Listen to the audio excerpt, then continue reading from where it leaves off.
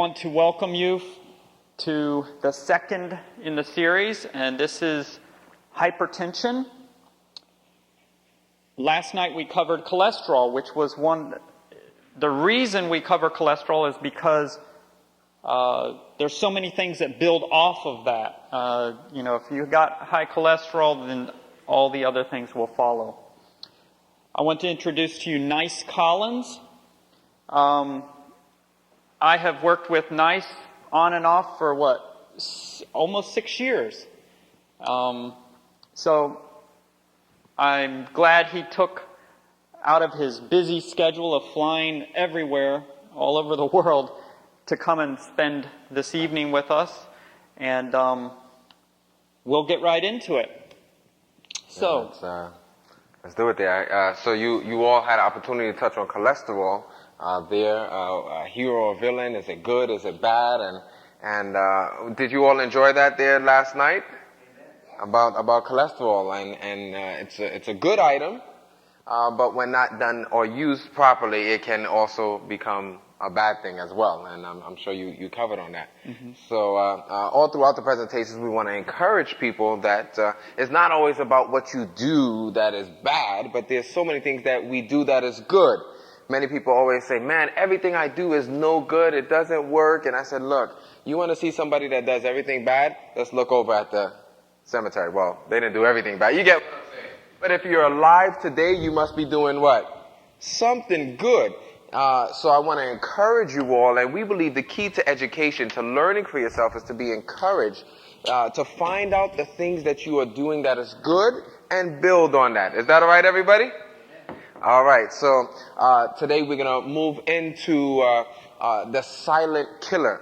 I'll say this quietly while David is not here. I think cholesterol is the silent killer because, what did you all go over the signs and symptoms of the cholesterol there?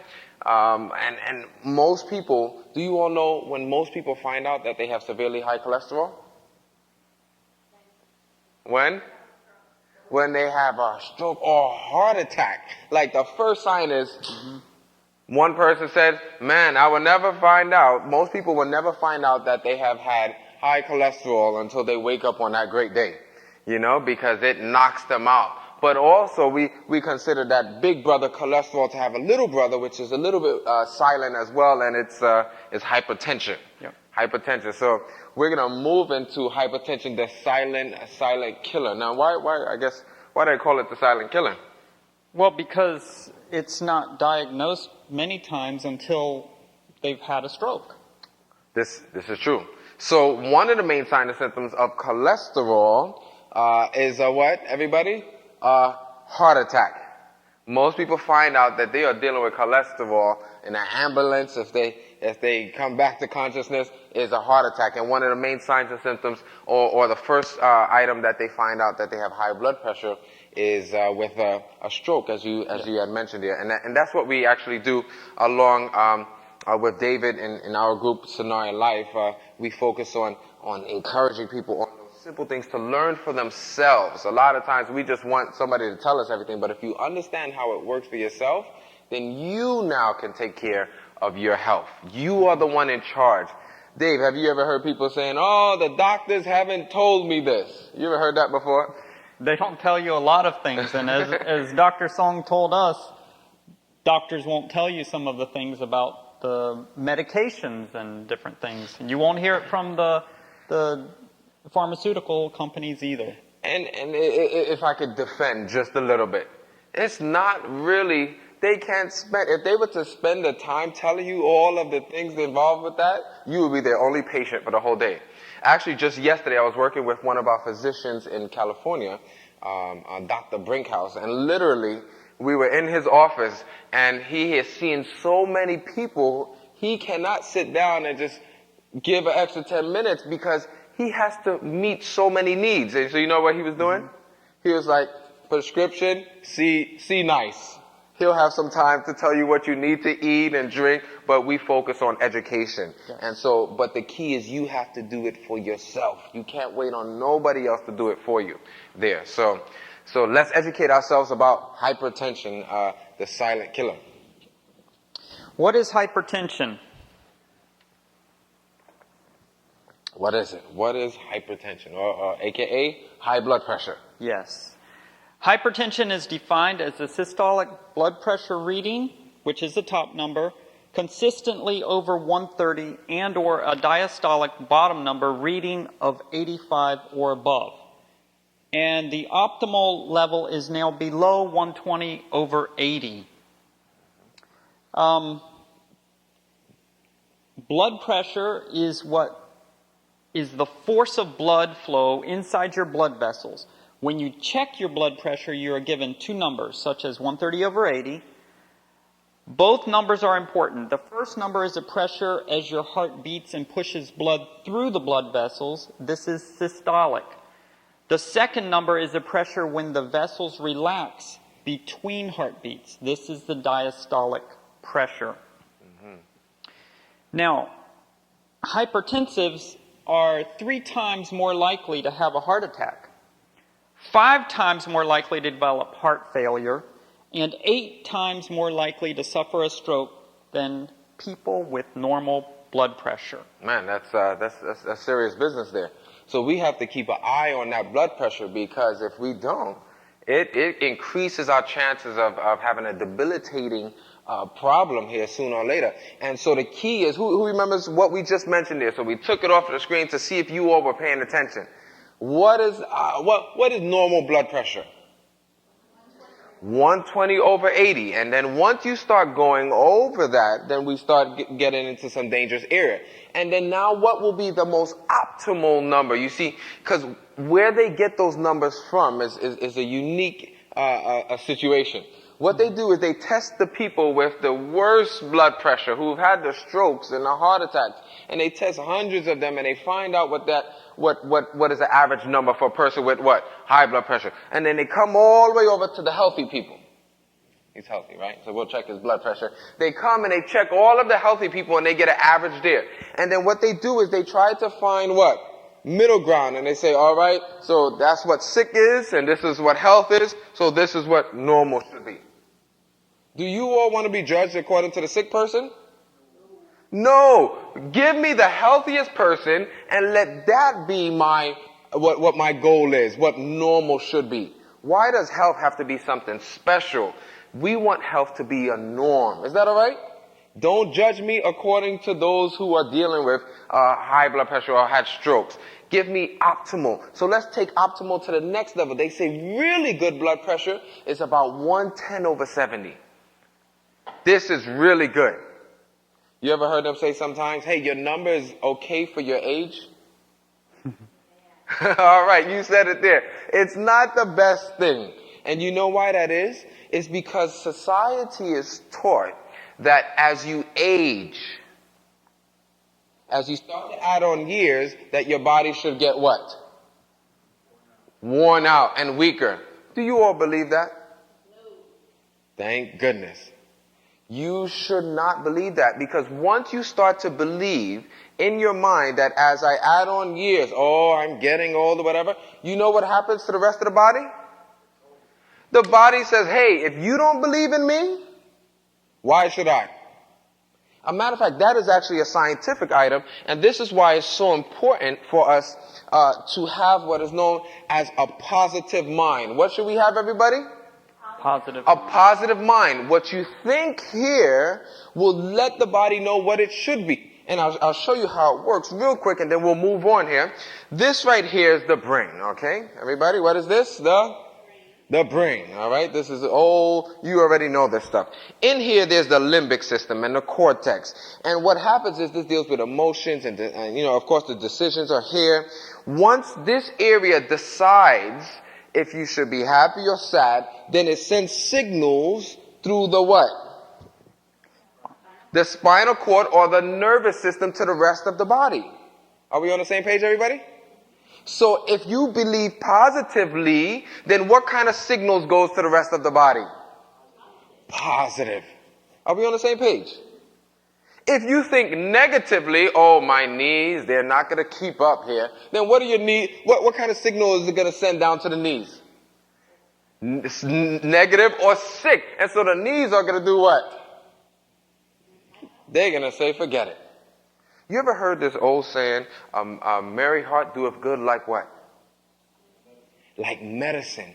But a broken spirit does what to your bones? It dries up those bones. Dries up those bones. Because the signal is sent to the rest of the body. Does that make sense, everybody? We're going to come back to that. We're going to come back to that. So optimal, really good blood pressure should be what? All right. 110 over 70, and then the normal, as was mentioned here, is 120 over 80. So know your numbers. Know your numbers, because if you go and somebody check your numbers and they say, oh, they're okay for your age, you're taking somebody else's interpretation. Is that all right? We don't want to do that. So let's know our numbers, and now we know what blood pressure is, as you mentioned here, the force here pushing through. And if you notice, it also raises your risk for diabetes, eye problems, and kidney disease. So hypertension is something, cholesterol was more of a base, and then on top of that is hypertension, and it keeps, so if you have an eye issue, well, let's look back and see what else could be causing it, the root causes. Now, there are types of hypertension. You have primary hypertension is not caused by other diseases. Then you have secondary hypertension. It can be caused by chronic kidney disease, tumor growth, diabetes, or other conditions. So you have a primary and secondary type of hypertension. Now we're going to quiz you a little bit on this. We have up here, we have the normal blood pressure. And less than 120 and less than 80. We've gone over that.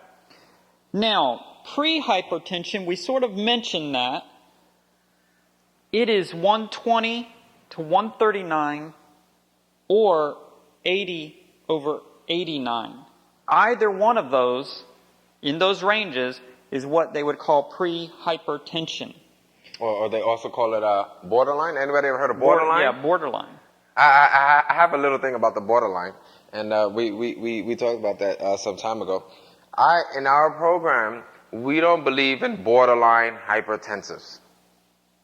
We don't believe in borderline cholesterol or borderline diabetes. Either you what? Have it, or you don't. Does that make sense?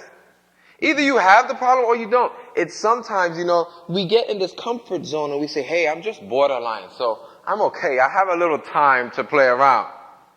One person said, there's no such thing as a borderline, somebody with borderline cancer. You ever heard of somebody on borderline cancer? Either you what? Have it or you don't. Or even a clear example. You ever heard somebody say, I am borderline pregnant? I may have a little bit of a baby, but I may not have a little. You either what? Pregnant or you're not.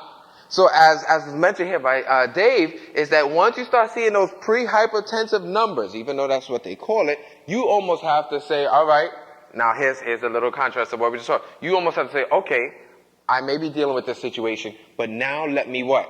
Work towards it and fight against it. Because if we don't, what's going to happen? Well, what's the next level there? Well, after pre-hypertension or borderline, we have high. What are some numbers? Give me a number. What do you think? You got mics there? 140. Okay. What else? Anyone? What about the diastolic? The bottom number? 90. Okay, well, you got the bottom of it. You actually got 140 to 159 or 90 to 99. That is what is considered high blood pressure. But that's only stage 1. That's the high blood pressure. Yeah, that's high blood pressure. Now, there's a stage 2. What do you think? You know where it starts.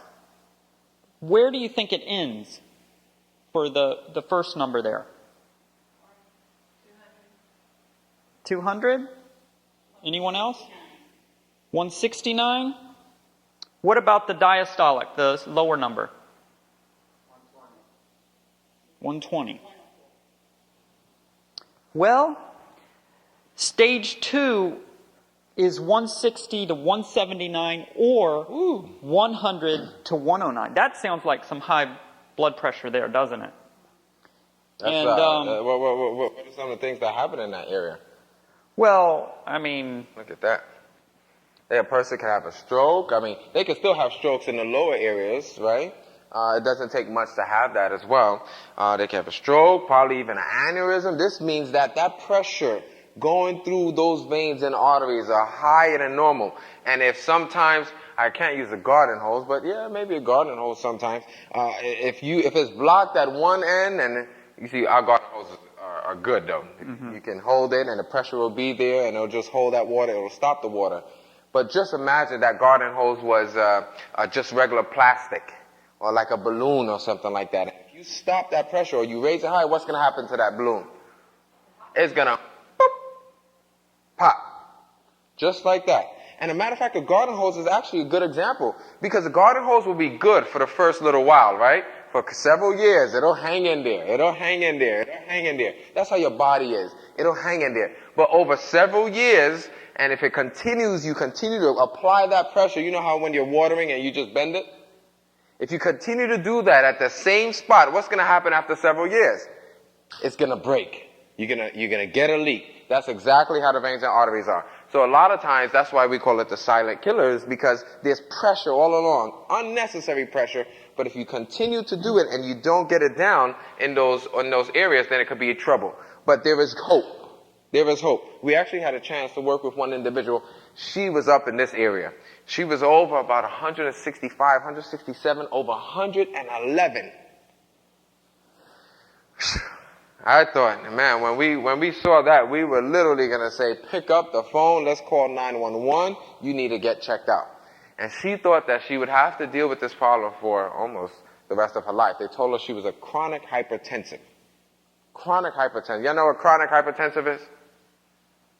That means what? You have to deal with it for how long? The rest of your life. As a matter of fact, the doctor told her that she would be on the medication for the rest of her life.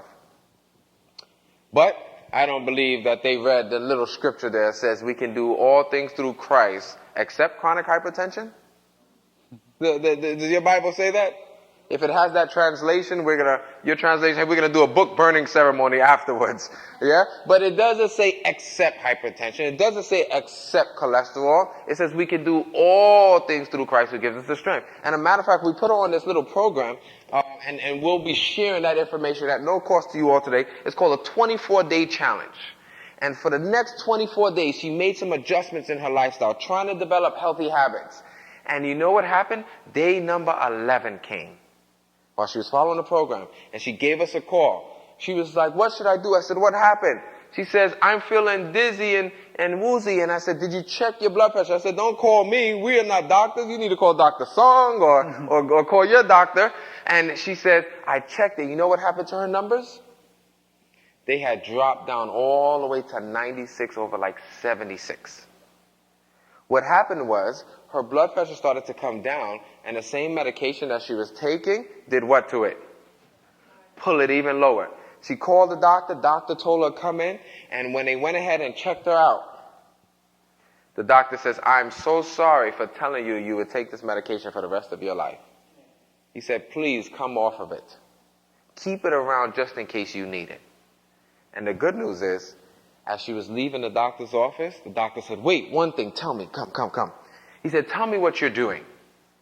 She says, why? He said, just tell me what you're doing. She said, I just follow a simple program, 24 days to develop healthy habits. He says, but tell me exactly what you're doing. She said, why? She said, the doctor looked around. He closed this door. He made sure nobody was there. He says, tell me what you're doing because I am taking the same medication that you used to take. Teach me what I can do to be like you. You ready? We don't have to all worry. This is giving us knowledge on what these situations could be, so you know where you're at, and now we know where we're going. Is there an even worse situation than this? I think there is. Oh, Let's my. see. Extremely high. What do you think would be extremely high? 200? Okay, what about the bottom number? 120. Just about got it. 180 to 199, so almost 200. And 110 over 119. So you said she was at 111 on the bottom number. She was on the bottom. So she was in extremely high or stage 3. That she was what we call a double whammy. She was in high on the systolic and extremely high on the what? On the diastolic. She had a little bit of both, which is very dangerous. Then we have even one more. Dangerously high. My blood pressure's going up just looking at those numbers. And of course, there's not much room left on the page, so you can probably guess what these numbers would be. 200 plus and 120 plus. That is stage 4, or very dangerously high blood pressure.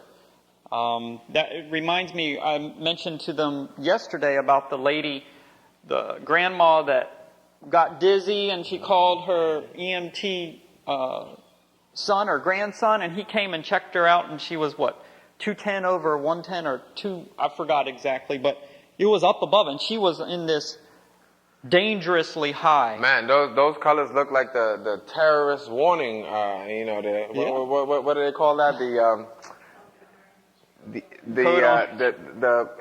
What is it? Terrorist alert or something like that. Code orange and stuff like that. Yeah. We are literally terrorists to our own body if we don't take care of ourselves.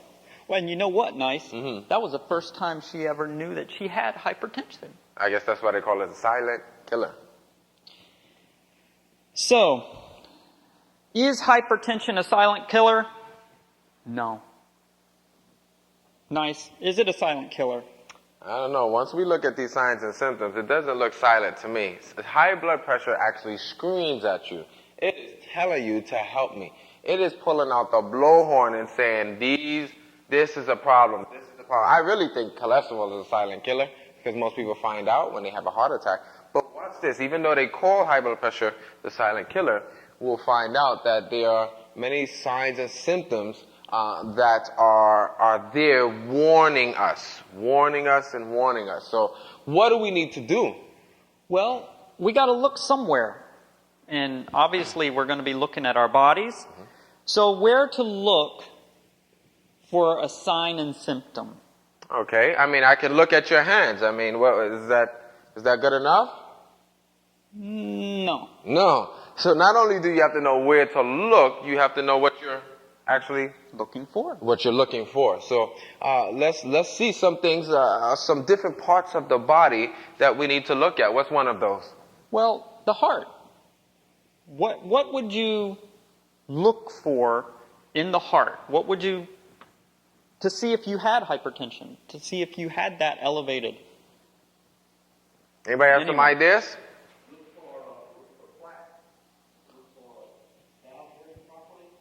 Okay.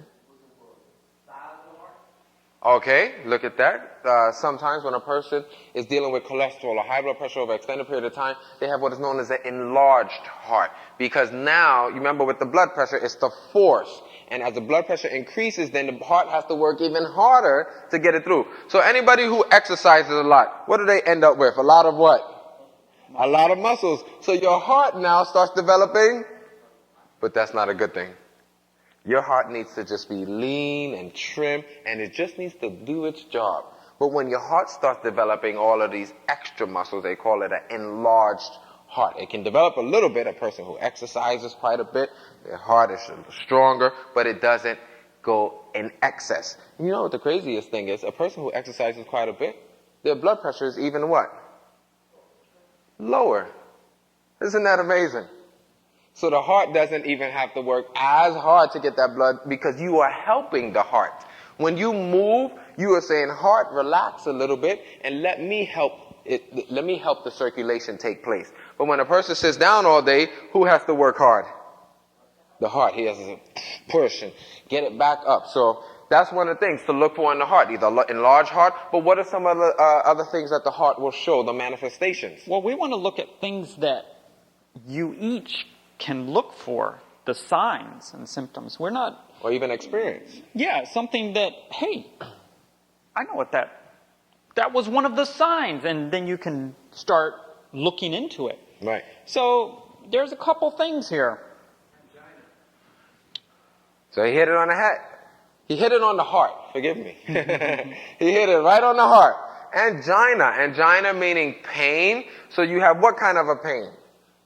You have a heart pain or a chest pain. You feel it. Sometimes it radiates throughout and a person is like this. And that's why, you know, the funniest thing is, not funny, but when a person has acid reflux really bad, it creates pain all throughout. You know acid reflux, right?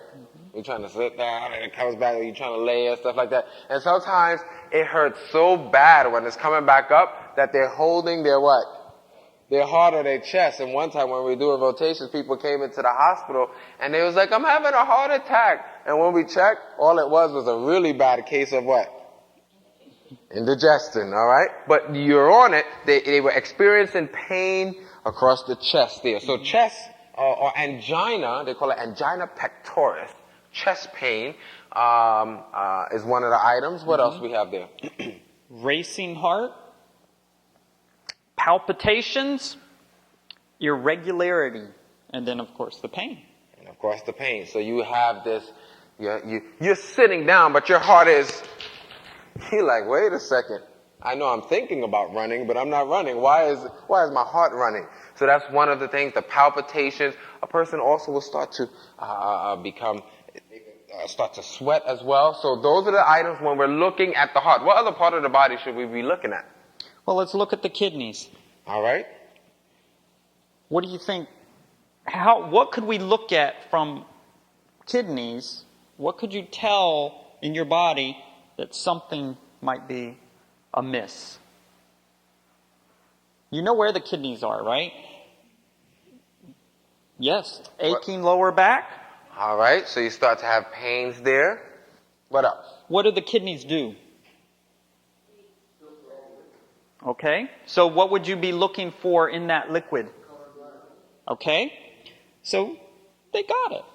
Aching lower back, changes in urine color or smell, urination patterns, and night sweats, which you mentioned. This is true. This is another thing that you can look at. However, if you decide to enjoy Thanksgiving dinner early and it's not Thanksgiving, one of the items on that Thanksgiving meal is beets.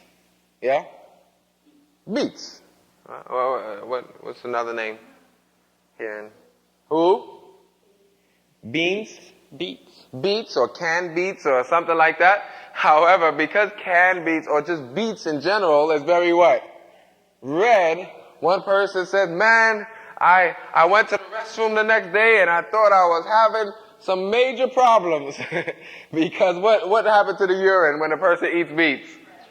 It changes. So it's not that you're having you're hypertensive. It's just that beets are very red, you know. But other changes in color, as you mentioned there. Well, we could mention that they should grow some heirloom yellow beets, and then it would be a different color. All right. So there's one way you can play around with the color, but in general, if you're experiencing this, you're not having beets, you're not eating an excess amount of carrots or different items of that nature, then you need to check out and make sure that you are not a hypertensive. What other? Where else should we look at? The hands. We're going to look at the hands. You said, can I tell from the hands? So what do you think you could tell from hands? Sweating. Swelling as well. Do we have feet on that list? Well, we'll see. All right. So the hands as well, the sweating, signs of poor blood flow. Well, so if the blood is not flowing, now here's where people get questionable. They say their hands are very what? Cold. So a person who has really cold hands, they have a really cold heart. No, I'm just kidding. You may need to check it out, right? But a person who starts walking now would have better what? Circulation. I know there's many things you can take for circulation. Some people take garlic and cayenne. But the best thing for better circulation is just get out and walk. And you also have swelling. swelling there or Yep. tingling feeling. Water retention, tingling. Yep. All right, so let's look. There, we got legs and feet. We got for the you. legs and feet. What do you think? Legs and feet. Edema. What else? Some of the same things. Yeah. Swelling, tingling, same person. Why? These are known as what? Extremities. So they're the furthest away from the body. So when the heart is having a problem, the blood pressure is too high, then there's going to be a problem getting what? Circulation going. So when they're cold or they're, you know how sometimes the feet get so swollen you can't even put it in the shoes anymore. This is a really good sign to watch out for hypertension. So we'll run through the rest there, the same thing that we discussed. Yep, there is varicose veins also. So now let's go to the head. What do you think? Headache? Dizziness? Sweating, yes. Hallucinations. One person said hallucinations. Did they legalize that stuff here in Georgia? Oh man. All right, so watch out because people will have hallucinations, not just because of the blood pressure, because sometimes they may be trying to take too much medicine, herbal medicine. But just try your best to stand clear because even when we look at a little bit more throughout, smoking as well can raise the blood pressure. So I think they got most of them. They got the headaches, lightheadedness, dizziness, ringing in the ears is something I didn't hear. Ringing in the ears and blurry vision, which hallucinations is sort of blurry, isn't it? Yep. All right. So now let's look. In the bowels, what do you think? Constipation? Anything else? Diarrhea? Either one or the other, huh? Color? So here it is. Constipation, bloating, or gas. Or gas. Man, one person said everybody must have high blood pressure. You know? If you don't cook those beans properly, it may cause a problem. So, and then is this the last one here? The lifestyle?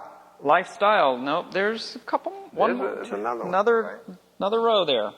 Lifestyle. We'll just go through these. Sedentary, stressful, financial, family issues, illness, TV, sports. Oh, wait a minute. TV? Come on, nice. Well, I want to say these are signs and symptoms, but these are items that can play a part to raising that blood pressure.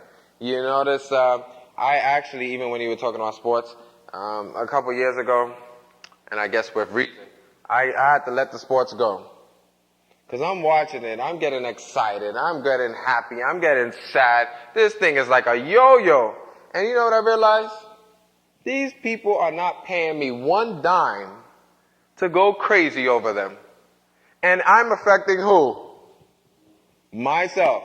They may be playing and getting hurt, but they got paid and they're good for the rest of their life. And I'm here racing my heart, giving them all this attention, and I'm the only one. I'm actually hurting as a result. So I kind of just let it go. Obviously, you know why I let it go too. My team lost. So I'm like, enough of this stuff. Too bad for them. I'm not going to worry about them anymore. So sports, and look at that. It says sin, sedentary lifestyle, stressful, financial. All of these items can play a part and add towards hypertension. And the last one you have there. It is testing, which is going to be the blood pressure needs to be tested twice per day. So, if you're going to be looking for signs and symptoms, why not check? That's the easiest, isn't it? Yes, that definitely is. This is for a person who has a diagnosis, or you are you seeing many of these signs and symptoms that you want to start testing. You don't know where you're going till you know where you're at. And a lot of people are walking around like this, and then if you walk around like this, what happens? One day you're going to miss a step, you're going to trip and fall. And God forbid, hopefully you survive that. Strokes and heart attacks, these things are things you don't want to play around with. So we're not here to scare you. We want to encourage you. Now we'll briefly go over a couple other, So these are the things that, as you were mentioning, that may cause these situations. So we looked at the signs and symptoms, but now let's look at what could be some of those causes, and then I want to get to the juicy part of what we can do for them. We did miss nosebleeds. We missed the nosebleeds. Yeah, there was nosebleeds in there. So certain traits, conditions, and habits known as risk factors. Some of the major causes are tumor growth. Person can have tumor growth that will cause a problem. Man, we're supposed to ask them, but what you all tell us some of them without looking up. What are some of the causes of hypertension? All right, look at you. Y'all can't resist yourself but to look. But who? All right, nervousness, a person under stress. What else? You see some of them there? We talked about something last night, I think. All right, that could play a part. Bad diet, yes, it does play a part. And what did y'all talk about last night? Cholesterol, yes. And it's real simple. Here's your artery or your vein, right? As a person starts to increase, the cholesterol increases, what happens? You have the plaquing of the arteries. Plaquing. And what happens to the space there in those arteries? They get smaller and smaller. But the same amount of blood needs to pass through, but the space is smaller. So then more what increases? The pressure increases. This is why he went over cholesterol yesterday, because cholesterol is directly one of the direct relations to blood pressure. We consider cholesterol to be the big brother. High blood pressure is the little brother. And tomorrow we'll be talking about the little sister, sister diabetes. All right? She's more gentle. She won't knock you out like cholesterol will knock you out. She won't give you the uppercut like high blood pressure with a stroke or cholesterol with a heart attack. But she'll affect you too. And that's why you see diabetes is on the list as well. Because a person can have diabetes and also they can increase their blood pressure and cholesterol. What are some of the other items there? Increased cortisol. Now, how can you decrease your cortisol? What is cortisol? Nice. So basically, these are hormones that the body works with, right? And they work according to what is known as biorhythms. Let's say the sun. The sun is up, they may increase or decrease. When the sun goes down, they may decrease. But when a person stays up often, late at night, you have this increase. Or it depends which hormone we're talking about, because there's also melatonin and all the testosterone, but cortisol, one in particular.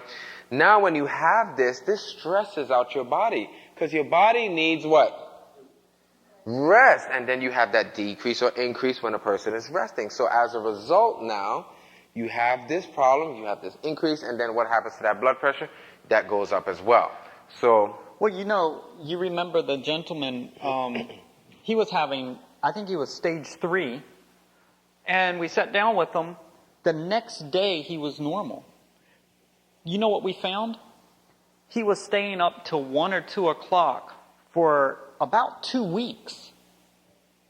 We just had him go to sleep at 9 o'clock. The next day, he was normal. So just not going to sleep at the right time will increase your,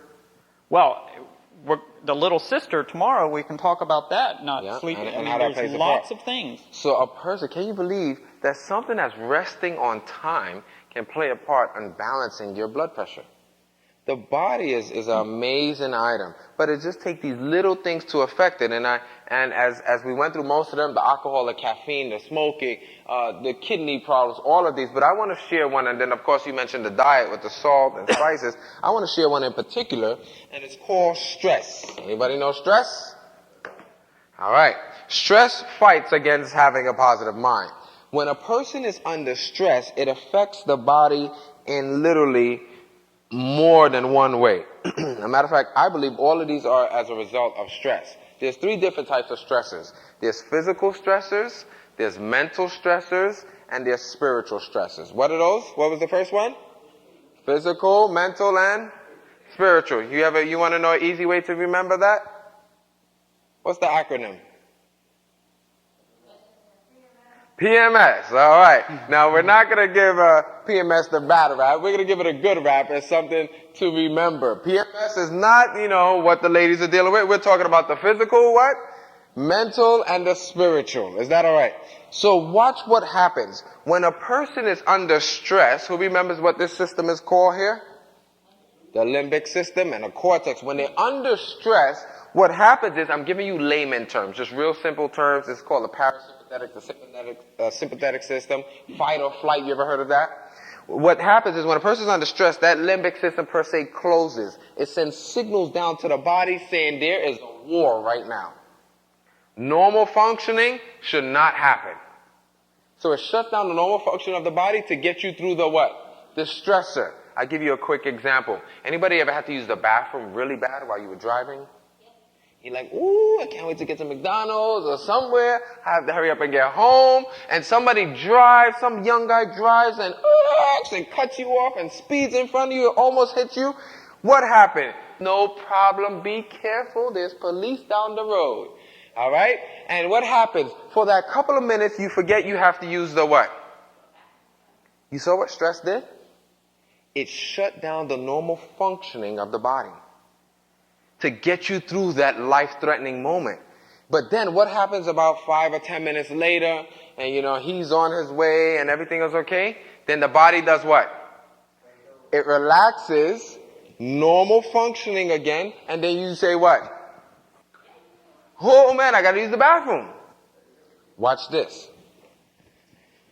What happened was that system closed. It sends signals down to the body saying, don't operate right now. I need to get through this stressor. What happens with blood pressure is prolonged stress. Stress is not always a bad thing. It's the what kind of stress, everybody?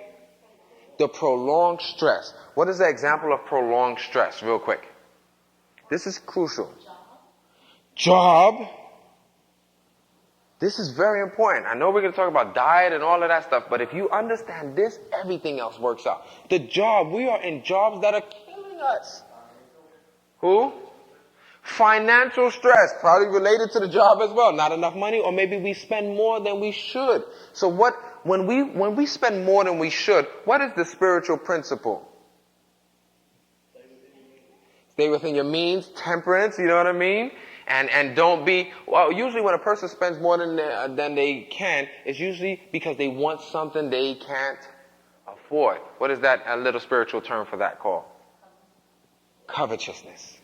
So you see how the spiritual now affects the body and now puts you under stress. I'll give you one last example.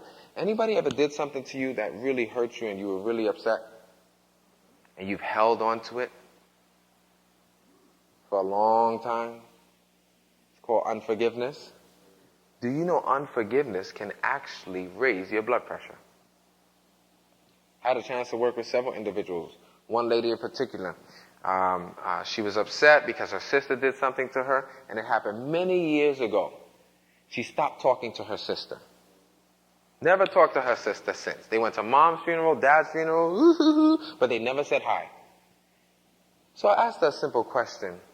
As we sat down, I said, what is your diet? She doesn't drink, she doesn't smoke, she eats, she exercises, she does all of this.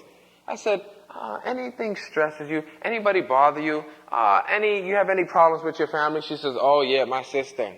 Man, she did something to me so many years ago. I'll never forgive her. You ready for this? I asked a simple question. How long did you have the high blood pressure for? She said, it's about 30-something years. I said, how long did you stop talking to your sister? She said, it's about 30-something years. Ever since she held on to that situation and never forgave her sister, what happened to the limbic system, everybody? It closed. And she was under what kind of stress? Prolonged stress. What is the biblical principle? Never let the sun go down on your what?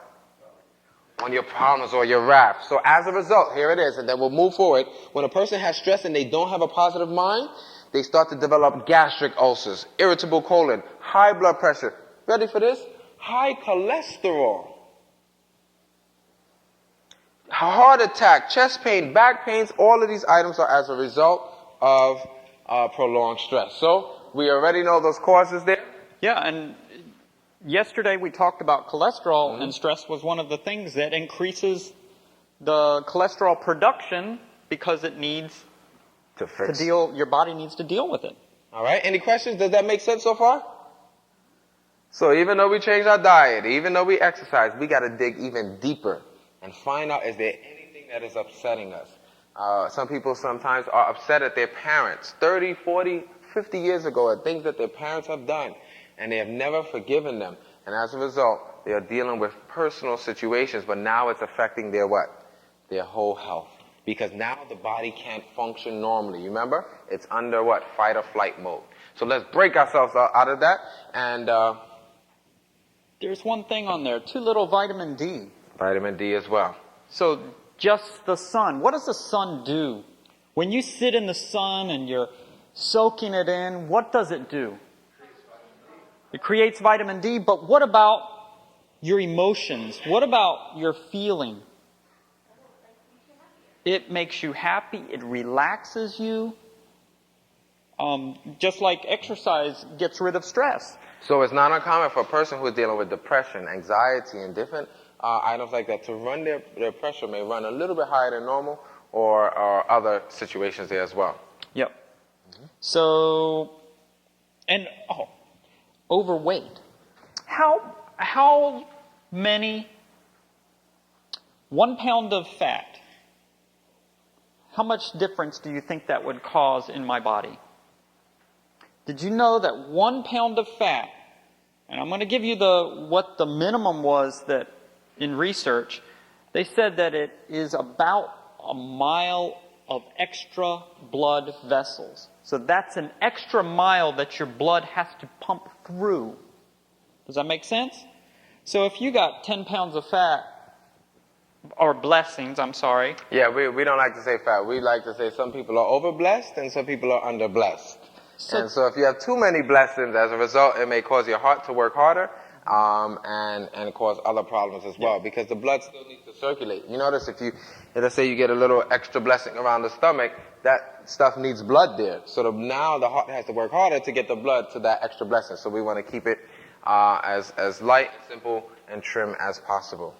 So now we're going to go to, we'll come to spices in a minute. We're going to go to lifestyle. Now, lifestyle, we've been talking about exercise. Exercise is very essential to good health. One should walk 21 miles per week, which is approximately 3 miles per day, 7 days per week. So if you're walking 3 miles an hour, how far? You would be walking, 1 hour a day? You'd be walking about an hour a day. Now, it's a good little pace. And this is my favorite part, because now we get to talk about the things that we can do, you know? And so let's just get out and walk. Also, the healthiest people on the face of the earth, not only did they walk, and sometimes they didn't get a chance, but they were outside digging in the what? In the ground. In the ground. They were gardening, and you all have beautiful land here. Rich soil. Yeah? Would you say rich soil? No? Who likes to exercise? Yeah, if you get a pitchfork and start digging in this clay around here, you'll get it. Now, you all may have the rich clay, and it may be hard, but you all can really, I've been to some of my friends' house, and they can grow up some fruit trees and all kind of stuff, even here. So I'm sure my farmers are here, around here somewhere. I just walked down the street, and I saw a little farm, and so you all still have your blessing there. There's no excuse for us not to get in and dig into the ground. In New York, they literally have gardens on the ledges. Outside the window, they have gardens there. So if we're growing stuff in New York, Georgia, you should be growing as well. So exercise is very good. Well, what if you don't have time? Nice, when I go to Walmart, I look for the closest space, right? Mm-hmm. No. You should park out there and get that little extra walk. You got a few minutes to get that walking in. So look for the opportunities to get a little extra walking in. There's many places. Don't take too many flights of stairs instead of taking the elevator. But take the opportunities. Find chances to get more exercise in. We talked about the bed, getting to bed on time, preferably before 10. Have mercy. I may have blood pressure. Last night I got to bed late flying all the way over here. I slept on the plane. So, so it's vital, as we see here, that a person should get to sleep before 10. The body heals itself. Remember we talked about the hormones, the cortisol, the hours between 10 and midnight. What does the body produce there? Melatonin. Melatonin, as we know, is good. It's a natural hormone that the body produces to help you sleep. And what that means, when you get in your room, shut off all lights, cut the TV off, and just get a good night's rest. This is vital. Some people try to trick the body and take melatonin supplements, but the body, you can't trick it for long. So try to get your schedule going. The thing that will help you also sleep is getting that exercise in the morning. Person who's having problems sleeping, just go walking in the morning. You'll see that nighttime comes, you're ready to knock out. And as you put there, David, what happens? It says between 10 and 2 a.m., which gives the body what? A restful night's sleep. You know, ever since I met you 6 years ago, I've been making sure that I've always been going to bed at 10. But you know, whenever I had something come up, once or twice a year. I mean, literally, it's been once or twice a year where I had to, I didn't get to sleep till 10:15. I mean, even 15 minutes. Instead of my 9:30 laying down and by 10 I'm out, I did not sleep good. Almost every time, unless I was doing something for the Lord that I didn't have a choice. When we were out helping people, I remember we were at someone's house until 11:30 at night, and we still had to drive back, an hour? Yeah, it was a late night, but God does His miracles sometime and helps us to get some. Yeah, getting that rest. sleep is important. So, here's something else. Read carefully labels and select items that are low in salt, sodium, and soda. A matter of fact, real quick, do you know, in our program at least, we don't have a problem with individuals adding salt to their food. Preferably sea salt, of course. You know how people say, don't add salt, no salt, you're hypertensive. You can actually cause another problem by going no salt. Because your body actually needs it. Your blood has what is known as the sodium-potassium chain. However, you want to make sure that the salt you use, like the sea salt or something, has iodine, or you're using seaweed. However, people say, well, why are you telling people add salt to their food? Because the food needs to have flavor. Is that all right? Food needs to be enjoyable. It doesn't need to be too salty now, but it needs to have some flavor. What we are concerned with is, as David mentioned, is the hidden salts. The chips, the cheese. As a matter of fact, do you know why cheese tastes so good? All right, because it tastes good. What makes cheese taste good?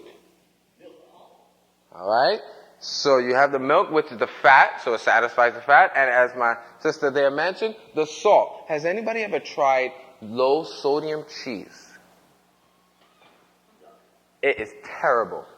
You're chewing on fat. Why? So then why does cheese taste good? Because of the salt content. I was in Israel and they were making cheese and they were doing it. They were getting it to curdle a little bit, mixing it up, and they took this big bucket of just salt to put it in there. The reason why cheese tastes good is because of the salt content. But now you're not only getting the salt in it, you're also getting extra fat and all of the other things that come along with it. So it's okay to add a little bit to your food, but what we're concerned about is the sodas, or baking soda, the sodiums, and the salt that's hidden in the food. You may eat a bag of chips and it'll say, 160 milligrams. But you didn't realize you knocked off that whole bag and that was 2 servings. So now you have how much? 320 milligrams just from one bag of chips. Anybody know the minimum amount of salt you need for the day? 5 grams, 500 milligrams, yeah? So as a result, you now with that one bag of chip, that's the minimum though, okay? That's just the minimum. It's okay if you do a little bit more, but it's okay to have a little bit, but just stay away from the hidden salts, and then also, as you mentioned there. Yeah, I like using the pink Himalayan salt because it's got so many other nutrients, so when you can add the good stuff, look for sea salt, or something like that. And the pink Himalayan's got those 84 minerals. Nutrients, and the natural occurring iodine and stuff like that. from the surroundings. So that is definitely good. And then the last one you have there is? All meals should be eaten on a regular schedule, 7 days a week, with no more than 30 minutes time difference in schedule. Meals should be eaten at least 5 to 6 hours apart. So we just need to get on a schedule. Matter of fact, I work with a couple individuals. They didn't even change their diet. There was like too much information. I can't keep up with this. They said, all we're going to do is we're just going to follow a schedule. So I'm sorry I have to say this. They was like, we're going to eat our fried chicken. And we're going to eat this and we're going to eat that. But we're going to eat it on what? On schedule. And you know what happened at the end of the week? They started to get better. I was even shocked. Now, they didn't get as good as they could have, but they started to get better. And then you know what they did? They called us at the end of the week. They said, hey, we're so sorry for saying there was too much information. Do you have any more information? It worked so well just by doing what? One thing. One thing. If we just try one thing after all the things we just discussed here, you'll see the benefit. And as a result, what did they do? They started to make some other adjustments. They did change their diet as well. You know what happened to their blood pressure? Back to normal. So the more you follow, the greater the results. But if you could only try one thing, at least try that. Get it back on the schedule. Well, you know, the Bible says that everything under the sun, there's a time and a place. Eating, is that something under the sun? I think we do it under the sun, right? So even eating, even sleeping, everything has a time and a place. So, in the diet, cut out all flesh foods. Why is that? We sort of touched on it last night. What's in flesh foods? Cholesterol and fat. So and he said goodness. It does taste good. If it didn't taste good, we have to be honest. If it didn't taste good, we wouldn't eat it. Right? So what we have to do, however, is realize that everything that tastes good ain't good for us. All right? So now we have to find that balance. And now we need to make healthier food that will also taste good as well. And as you put there, the crustaceans, the pork. As a matter of fact, I was in the Dominican Republic. I worked with one gentleman. His numbers were in the 200s for blood pressure. I asked him what he had this morning. He said, I had some bacon, some eggs, and I had some this and that. And I found out he was eating quite a bit of pork. His numbers were over 200 over like 120. It was a miracle. We literally called the ambulance for him because it was so high. But the weirdest thing is it seems like he was accustomed to running a higher blood pressure. But once he started to pull off of the pork, it was amazing. By the end of the week, his numbers had dropped about 40 to 60 points. Then he made some other adjustments, and he got better. So also the crustaceans that you have there, the cheese, the coffee, and unfortunately even the chocolate. It may not have caffeine, but the chocolate has what is known as theobromine or theobromine. And that as well will stimulate the system and run that blood pressure a little bit higher than normal. But as you talked about the cholesterol stuff and blocking the arteries, it does increase the blood pressure. But what can we eat instead? What do you have there? You have what? Nuts? Nuts, seeds, peas, beans, all forms of beans and whole grains. The body converts the amino acid in these foods called L-arginine, which we touched on last night, into nitro oxide, which relaxes the blood vessels. The smooth muscle relaxes. And so that's where, you know, there was one individual that his arteries were so hard, but then, how long was it? I don't remember. After being on the program for a while, when he went back in, they're like, man, you got the blood vessels of like a child, all soft and supple. So you can reverse these things. I always tell people, you know how they say it takes you how long to develop a habit? How many? They say about 21 days. So what we develop is what we call is 24 days to realistic health and healing. Anything you do on your own will never work. So you need the help of the Father, the Son, and the Holy Spirit. You want to take the mind, body, and spirit into account. So we go 3 more days, and we challenge people. We call it the 24-day challenge. We challenge people to go 24 days following the lifestyle that we are sharing with you. And by the end of that 24 days, you will see improvement. We don't even ask questions. A matter of fact, we challenge people so much, when they purchase it, we say, we will give you your money back if it doesn't work. We have not refunded anybody yet. Everybody got quiet. All right, no refunds. All refunds. But it's just simple. Within a short amount of time. Why did they say 21 days? Because then their body starts to develop new nervous pathways. Now, you don't really develop a habit in 21 days, but you get your body accustomed to it. For you, it may take 21 days or 24 days to develop a habit. For me, it may be a month. Each person is what? Different. But once you get in the mode of doing the same thing for the next 24 days, the body starts getting used to that process. So let's get on that. Let's eat these beans, which will help us to lower that blood pressure, and it's amazing. Just a handful of pumpkin seeds can be beneficial to anybody. Raw pumpkin seeds, not the one with the barbecue and the, you know what I'm talking about, the ranch flavor. Not that one, just the regular raw pumpkin seeds. That would be fantastic for you. And of course, what are we going to avoid? Those fried foods, which we mentioned last night. Good. And the free oils. So, what can we eat? We can eat fresh fruit daily, 3 to 5 servings. What's a serving nice? I usually go, a serving is about a handful. This is what I do. So if a person has a banana, how many servings they just had? They had 2. You have a big apple, how many servings? 2. If I have just a handful of grapes, that's about 1 serving, right? So we just take about a handful. Now, that's how we do it on our side. Why do we do a handful? Because everybody's different. Their size is different. I can't lay a specific mark for everybody to follow. Because some people are taller and bigger, and their hands are ultimately what? Bigger. So they need a little bit more. I remember one wife, she got really mad at us. Because we said everybody should, if you're following the plant-based diet, you can have a handful of nuts with each meal. She got upset. She said, that's not fair. My husband, his hands is bigger than mine, and so he can eat more nuts than me. So I said, ma'am, is he bigger than you? She said, yes, I like to hold him, and he's so big. I said, then he needs to keep his size, and that's why God gave him bigger hands. And you like to stay a little bit smaller and petite and stuff, and that's why you take a little bit less. So about a serving. So 3 to 5 servings, you can knock that out literally with a banana, large apple, or a pear. But one in particular that'll be good for blood pressure is pears. Bosch pears, very good. Do you know Bosch pears works as a natural diuretic? A person who is taking hypertensive medication, what's in that medication? A diuretic. Why? They're trying to decrease the fluid in the blood because the pressure is too what? High. So if they could decrease the fluid in the blood, then what happens to the blood pressure? It decreases. A simple Bosch pear can help because it works as a diuretic. Anybody know any other fruits that would be good as diuretics? You all know it.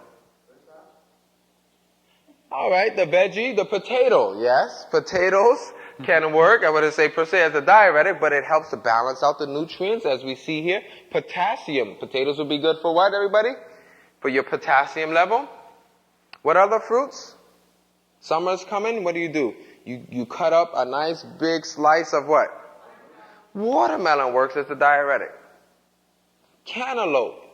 Honeydew. All of these are fantastic. Somebody likes that. Strawberries also as well. Any other fruits that will be diuretic? Grapes. You know, so you eat a lot of these, you actually go to the restroom, both ways, number 1 and 2. But that's a good thing, right? Because we don't want that. So enjoy the fruits as much, about 3 to 5 servings as you had mentioned there. Yeah, and of course it's better to get the way God gave it to us than juicing. Because it's robbed of its fibers and phytonutrients and all of that. And there's a real big push lately for juicing and all of this other stuff. And I'm not saying there's anything wrong with juicing, but it's always better to eat the food in its ideal form. Leave the juicing for special moments or special occasions. If you ever get sick, then a little juice will be good for you because now you're giving your body an extra what? Boost of vitamins and minerals. But if I'm juicing every day, then if I need a little boost, the body doesn't, because it's so used to what? A high amount. So it's always better to eat it because you get the double benefit, which is the fiber as well. Well, and it's hard to mix the juice with your saliva because, pre-digestion starts in the mouth. Yeah. And so if you take a glass of juice, how are you going to chew it? It doesn't work too well. So even when you drink some of that special juice on those special occasions, don't drink too much and mix it. taste it. If you taste it enough in your mouth, then it will. I would say work. drink, if anybody ever drank wine before, drink juice like you're drinking wine. You put it in there, you get the full flavor of it. But we don't drink wine because we know that even using wine will actually cause problems with the blood pressure. But just to continue and wrap up this part, you also have your veggies. We talked about some. Potatoes, even carrots work really good. One of my favorites, I do a presentation. Oh, I don't have it here right now. It's called artichoke. Anybody know artichoke? Artichoke is fantastic. I consider artichoke to be the king. I have it here. The veggies best kept secret. The king of all veggies, I consider it to be artichoke. It works as a diuretic. It also decreases your blood sugars as well. And there's so many simple ways to prepare that. And then I guess what you have there is the black strap if you're not a diabetic. Yep. Soybeans, nuts, and bananas. Bananas. Just enjoy all fruits and veggies and you should be fine. We covered the salt already. So we want to avoid all white breads, flour, sugar, and so forth should be eliminated from the diet. It needs a whole fiber of the whole grains. We've touched alcohol, and vinegar, or the wine, or even cider. What? Oh man, that's a whole nother topic. We probably won't be able to get a chance to go into is the vinegar, the apple cider. I know many are claiming health benefits for it. It's really simple how it works. Apple cider or vinegar, in general, it's an acid. Here's how they use it to decrease your blood pressure. When this item goes into the body, and it passes through digestion, it destroys your red blood cells. It's not uncommon for a person who uses vinegar over a long period of time to become anemic. It destroys your red blood cells. So now when a person is using vinegar, as they say, drink 2 tablespoons or a quarter cup of this, how does that work to decrease your blood pressure? I just told you. It destroys your blood. You can clean rust off of stuff with vinegar. Can you imagine what is stripping on the inside? So as it destroys the red blood cells, then what happens to the blood? It decreases. What happens to your blood pressure? It decreases. So let me ask you a quick question. Does it work for lowering your blood pressure? Yeah, it does. But is it a good way to work? I mean, I could decrease your blood pressure too. Just put a little hole in the vein and bleed you out. Your blood pressure will go down. But not everything that works is good. We on the same page? So be careful of the items that contain what? Vinegar, the nutmeg, the cinnamon, the hot peppers. Ooh, we'll have to do that in a recap or something. Yeah, we'll cover that later, the hot peppers. Yeah, you all are doing a cooking demonstration, no? Yeah. Yep, so stay away from the hot peppers. They actually stimulate and they raise the blood pressure. They're spicy, they're hot. You start sweating when you eat a lot of pepper, right or wrong? Is that not one of the signs and symptoms of high blood pressure? What? Sweating. So it's a direct correlation that the blood peppers and the cinnamons, the nutmegs, those spices. Now there's a difference between spices and herbs. Herbs are what? What are some herbs you can use to flavor your food? Rosemary. Basil. Herbs.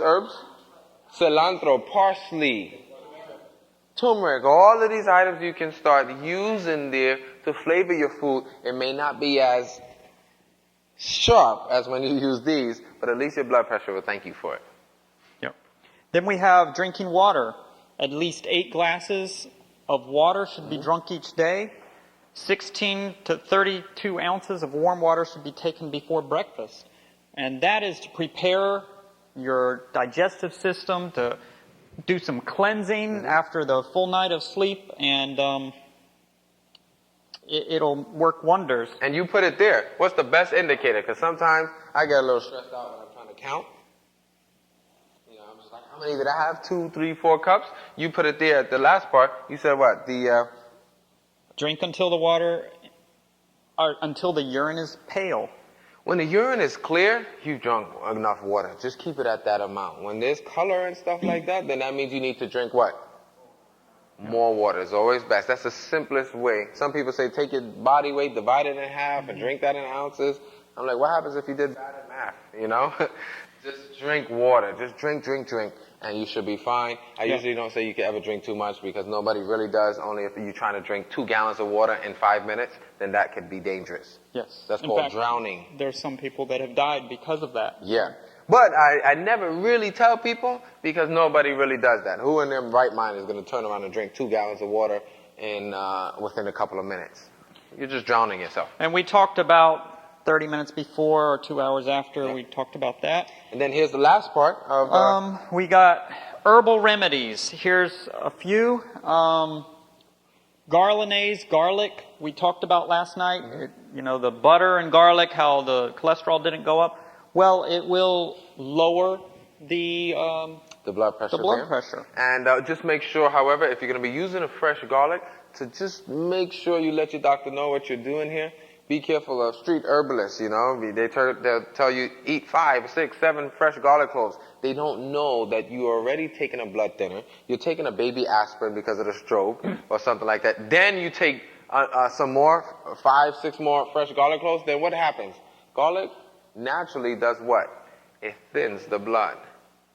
So now you're already taking a blood thinner. You're taking a baby Advil or aspirin or something. And all of these things together will cause, you wonder why a paper cut will never stop bleeding, you know? So let's just go ahead and, in fact, Garlic is an option too. We want to make sure that when you are implementing these things that we're giving you, you want to keep a good track of your blood pressure, your glucose, everything. Twice daily. And let your doctor know, your medical professional know what you're doing there. Yep. A simple item that you put there is what else? Flaxseed. 2 tablespoons. And we talked about putting that with banana, smashed banana. Man, it works real good. Pumpkin seeds, corn silk. Then we go on hibiscus tea, linden tea, and blackstrap molasses unsulfured, organic if possible.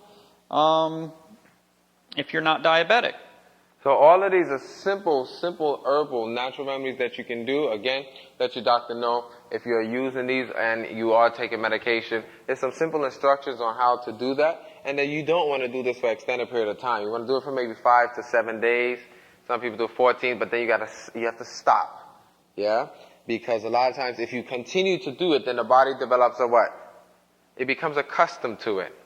Yeah? Any of the herbal preparations, like the teas, and if you notice, sometimes people. The molasses. So the young lady asked, "What about the molasses?" The molasses is fantastic if you are not diabetic. Yeah, you can find ways to include it into your food. I make granola. I put molasses in the granola when I'm making it, so it's in there already. Yeah. The reason why you want to watch out if a person's diabetic, because molasses does come from the sugar cane, so it can gradually increase that blood sugar there. So we don't want to do that. But molasses has a lot of potassium, magnesium, which helps to relax the arteries, and then you have a gentle decrease there. Yeah. So you can use that because it's more of a food item a little bit. You can use that a little bit more often. What we're talking about is the herbal medicinal plants, because plants work like what? They work like medicine. Medicine came from the plants. Yes. What is the linden tea? Linden tea. Meaning, what is it? You're asking what is the linden? Yes. The linden tea? Yeah. It's just a herbal plant. You can find them in many stores. Literally, it'll say linden. And then what we say is about 2 tablespoons of the dry leaves. In general, if you don't have access to a market, like a fresh herbal market, you have to find them in tea bags. Yeah. So this one is sharing if you can have access to the actual dry leaves. But what you can do is just do tea bag too. You steep that as a normal tea. This here is showing if you actually have the leaves. Some people actually grow linden in their garden. You can grow it. It grows like peppermint a little bit there. So that's the linden preparation. Do we have questions? We got a mic and The young lady right here in blue had a question. Or was that the same question?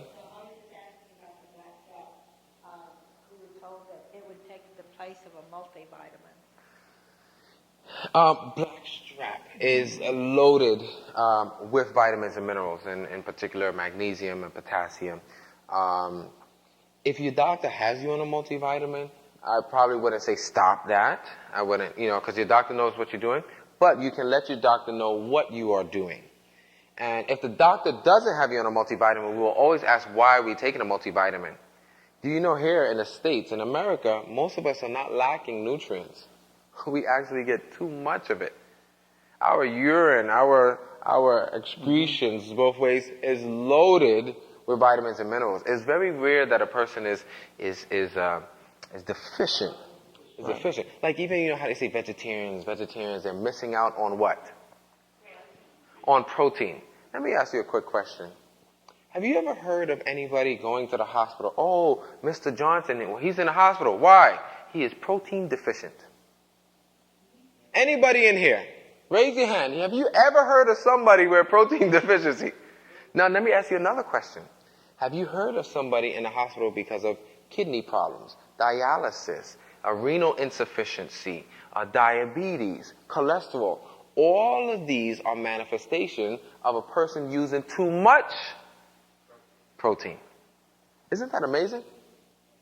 You rarely hear of a person. It's unheard of. Literally, we can say that in confidence. You ever heard of somebody? I've never heard of anyone. Just yesterday, we were there with the doctor. He sees thousands of patients. I said, doctor, have you met anybody with protein deficiency? He said, what's that? The doctor said that. He said, I've never seen it. But molasses is booming with vitamins and minerals. And if you are, let's say, taking multivitamins just to be sure, and you want to use molasses in place of that, that could be an option. But the key to always knowing is what? To get a little blood test, a complete blood work, and see how your numbers are. So, yes, molasses is loaded with vitamins and minerals. Well, I recently started using that because I could not take a multivitamin. Oh. And in fact, several of us were trying it out. How do you know when it's bad? Right. It's horrible tasting. It is horrible tasting. That's why I don't like it either. And maybe in a cooking class you can... Well, I'll tell you a good way to eat it, that it actually, we like it. If you take tahini, which is what? Sesame, which is Sesame. loaded. Oh, we forgot the blackstrap also is booming with calcium. Yep. The unsulfurred one is... So if you take a little bit of tahini and put it on a piece of bread, toasted bread, and then put your little bit of blackstrap on that and mix it in, it'll actually make the tahini thick. It like emulsifies it, and it is very good together. That is the way I like to take my blackstrap. My children also, my wife. Well, the other thing, I had remembered that I thought it was blackstrap that my mother gave me when I was younger and I was anemic. And I remembered the taste. And this is a little stronger than I remember it. But I can just take a spoonful and do it. And you can do it that way? It's hard to do it, but you can. One thing, if you all are at the back there, I think I have it there. And we have a new book called Kidlicious. And we show you how you take... molasses, blackstrap molasses, with some all-natural peanut butter. Mix that up. Make your popcorn. Oh, you can do it that way too. Put it over the popcorn, and we make what is known as caramel popcorn, so the kids can enjoy it. The thing is, we make the recipe for the kids, but then we find out all the adults are doing it now too. So, and the thing that impressed me about the blackstrap we got was that it was Brer Rabbit, and that was the brand my mother had used also when I was a kid. So I was very excited. Back to the protein deficiency. I've gotten to where I've just bruised real easy, especially in this area, and I cut easily. My skin cuts easily. And I was told today it was lack of protein. Okay. So, it's an excellent question about the lack of protein. But I think, and we'll get to that, I think you have to announce that tomorrow. Yeah, tomorrow. And then we'll answer that question. Tomorrow we will be covering diabetes. Where's the sugar? Where's the sugar at? So, and that will be at 7 p.m. And so for those that can make it, we are happy to see you. And that is it for this evening.